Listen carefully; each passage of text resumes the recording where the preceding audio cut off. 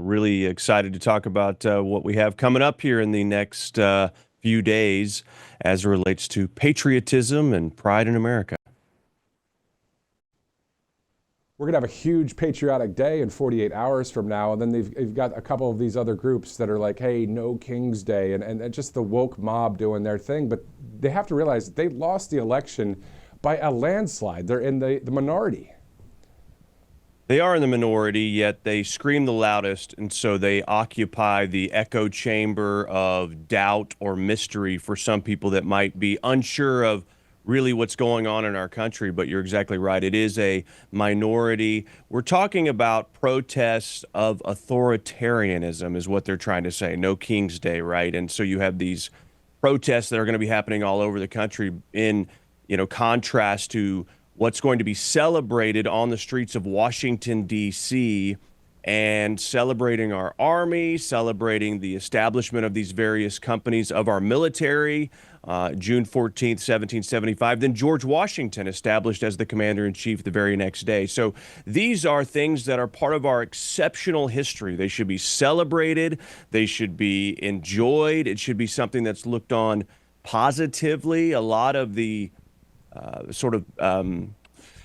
pushback against this from the left as Donald Trump's birthday, and he's just trying to, it's just self-grandizing. This was in the works before Donald Trump ever became president. So everyone needs to be reminded of that. Now, of course, Trump put the normal showman pizzazz on it to make it better than it was going to be. But this is something that all Americans should be able to celebrate. This shouldn't be something that's being protested, certainly not paid for, across cities all over our country. Exactly. And we'll have our camera crew there in Washington, D.C., and our RSBN host, Robert McNeely, will be there live for that coverage on June 14th.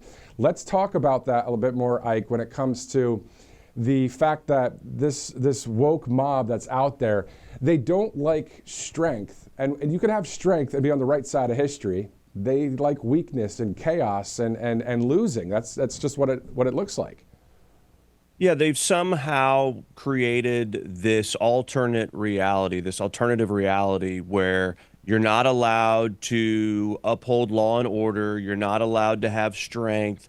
That's toxic masculinity. And they've put all these buzzwords with the help of the cultural anarchists, in Hollywood and otherwise, to be able to, sort of establish this negative connotation with all these words and all of these actions that are actually good things, but they have tried to make them out as bad. And so it has worked in a lot of society, but I think what is evident in this past election is masculinity is back. Strength is back. You see the young men contingent that have been surrounding Donald Trump and supporting him. And then, of course, Democrats are trying to hire women who are very out of touch to try to reach young men. They have no answers. But masculinity, strength in the right ways. Humility is defined as strength under control.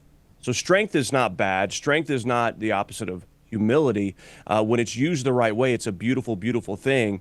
And so we need to be celebrating those things. And we need to. What's wrong with putting out there, hey, this is how great our military is. Look at these brave men and women. Look at this awesome display of equipment and power and resilience, and don't try to mess with us. I mean, I think these are good things to be putting out there on the global stage as it relates to showcasing we are a superpower, and this is evident, and we are proud of it and willing to celebrate it. And why not enjoy it? Do you know what I'm wondering about when it comes to the rioters / if you want to call them protesters? Do they really, really, really, in their mind and their heart, believe in their so-called cause? I believe some do, but I want to ask you about this, though. Or is about 60-70% of them liking that they may be getting paid to do it, so they have to act like they are really against it? See what I'm saying? Yeah. It's funny. If we're talking truly about people getting paid to act like this. Isn't that sort of capitalism? I thought they were against that. I think there are absolutely people that are being paid. I think there's no question. You look at some of the cell phone data that people have published out there, and it's pretty interesting how they have been at certain places all together consistently. There's also some cell phone data that points to being some children of wealthy Beverly Hills residents. So some of it could be just people getting drawn into the mob mentality, but a lot of people are being paid. They're paid agitators. This is not pure. This is not motivated by noble causes. It is motivated by, hey, I'm getting paid to destroy things. And there's no way that you can create the idea or the perception or convince me that through violence against our police, through destroying small businesses, and through chaos, that you are somehow going to get a platform for us to listen to your ideas and have any credibility to your argument whatsoever. That's perfectly put, Ike. That's perfectly put. Have you seen all of those videos in Los Angeles and even last night in New York? I mean, NYPD, they're running after people that are looting and doing certain things. So it's something that I think that if the National Guard's going to be called in, or if the local law enforcement's going to take care of business, we won't see it spread too much throughout the country. But President Trump's prepared for anything at this point, isn't he? Well, yeah, and it worked. I mean, that's one thing we have to make sure that we also mark is people talked about, the National Guard or the Marines being brought in. I mean, the police chief himself said, we are overwhelmed. We are overwhelmed. You can't argue with the imagery, even though the Democrats told us, don't believe your lying eyes. But they absolutely were overwhelmed, and these Marines and National Guard, they worked. It absolutely was effective. And so you have some standoff happening last night in Seattle around a federal building. You're talking about New York. I think there are going to be pockets of this, but there's already the model that if you bring in strength as quickly as possible, then it will deter further shenanigans, if you will. And law and order actually works.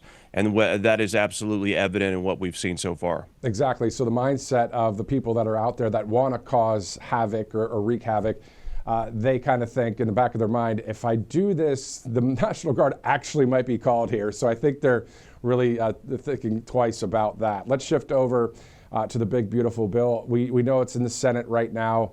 We know that there's a lot of amazing things in that bill. We know we want to balance the budget as well. Can you highlight some of the big, beautiful bill that you like that will help the country? Well, the big, beautiful bill has come in to play as some kind of controversial thing, which is kind of unfortunate on one hand, but on the other hand, when you go the Overton window or the discussion is now we need more cuts versus less. I like that give and take, but let's be realistic here when it comes to the big, beautiful bill. You're not going to be able to get all the Doge cuts and everything in it that you absolutely want, because then you will have to have 60 votes in the Senate. That is never going to happen. And I've had arguments or discussions with people online and back and forth. It's idealism versus realism. So the no tax on tips, the no tax on overtime, the tax cuts in general, that is what we need to focus on. That is absolutely what we need for this economy. If we do not do it, then taxes go up incredibly into next year. We can't have that. And so let's focus on what we can control at this point, and that is you can get the 50 votes as the bill sits. It doesn't mean it's perfect. It's not the big, beautiful, perfect bill or something like Donald Trump might say. It's the big, beautiful bill. It's not going to be it's not going to be everything that everyone wants, but pass it now, then tack on the rescissions layers over and over and over to cut that spending now and in the future. But the tax cuts are absolutely something that we have to have, and they're going to be good for our country. And it's just going to be the next piece in the puzzle of creating this robust economy. And really bolsters the whole thing when it comes to ICE and Customs Border Protection and finishing the wall and so many other reasons within that one BBB. All right, so it's 9:20 Thursday, June 12th. This is Ike Wingate joining us live here on Right Side Broadcasting Network. Today, the president's going to be signing a bill, participating in that bill signing at the East Room of the White House. So Ike, we're going to see what that's all about. But, really looking forward to seeing him sign that bill, the big, beautiful bill, into law. Your thoughts just about what the president's been up to over the past 4+ months, and we still have a lot of time left. What else do you think needs to happen other than the promises being fulfilled, right? Yeah, I mean, there's no daylight that sort of happens with this guy as far as between things that are occurring. It's just bam, bam, bam, one thing after another. And so I think Donald Trump has absolutely been effective when it comes to enforcing the border. There's been no question there. Now we're seeing these ICE raids, as they like to call them, but basically these are people that are in our country illegally, and they have broken the law, and he's fulfilling that. And we knew this was going to happen. And a lot of these protests and things were completely predictable. So there's no surprise there, because when you start to deport people and uphold the law, that's going to happen. But that's a big one, because that has stemmed a lot of just the overflow that we've been seeing. But then you also talk about safety that comes into play.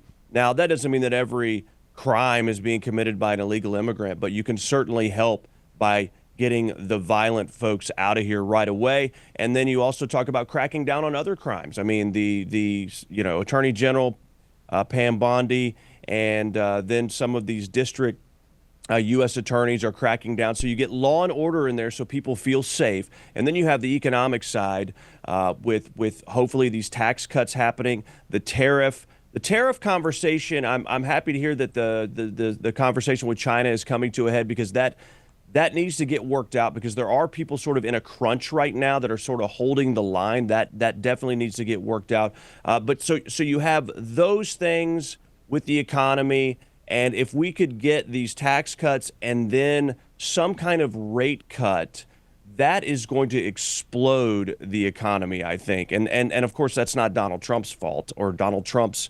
responsibility. Obviously, the Fed needs to do that. But that's sort of the factor that hasn't happened yet, that I think would open up a lot of investor and consumer confidence and help alleviate some pressure inside the real estate markets right now. And so those are things I've been happy to see. We need them to go a little bit further, but they're all on the way. And again, like you said, we're only 4 months in. Yeah, tax cuts and trade deals, will take them here in America. Last point here, last commentary. Well, let's talk about the images we saw under the so-called Biden administration, the caravans of people coming from South America, Central America, across the border, wide open border. And we saw it wasn't just people from those countries in Central America and South America, it was from all over the world. Now, you turn that around, we don't see that happening anymore. But now what we should be seeing is just the reverse out of our country, right? Right. They want the due process to get out of the country. The Democrats do, but there was no due process to get into the country. The Darien Gap, the Chinese and others were smuggling people up through Panama and Latin America. We saw people flooding over the southern border, the northern border, just absolute absurdity, creating chaos.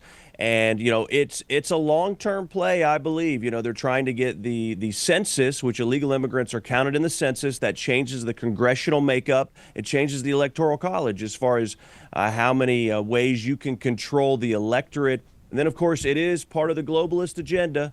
No borders, no sovereign countries.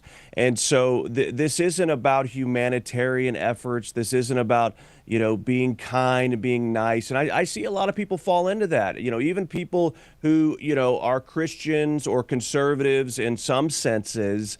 They feel for these people, which is understandable. But these things were perpetrated and enabled and actually encouraged to happen to deceive and dilute and to ultimately destroy our country. Exactly, and that's what we're seeing in other countries when it comes to mass migration. There's other problems and other border situations around the world. It's not just here, as you know. And if you were going to travel with a group of friends to another country, you'd have to have your visa, your passport, your paperwork. You can't just go in there either, right? So pretty wild to see all of it. Ike, thanks so much again for joining us. Ike Wingate of the Ike Wingate Show. Where can people follow you? They can follow me on X at Ike Wingate. That's Ike, Ike, Wingate. And they can also go to ikereport.com for all my socials and my Substack. Awesome. Ike, thanks so much for joining us on Right Side. Thanks, Matthew. Definitely.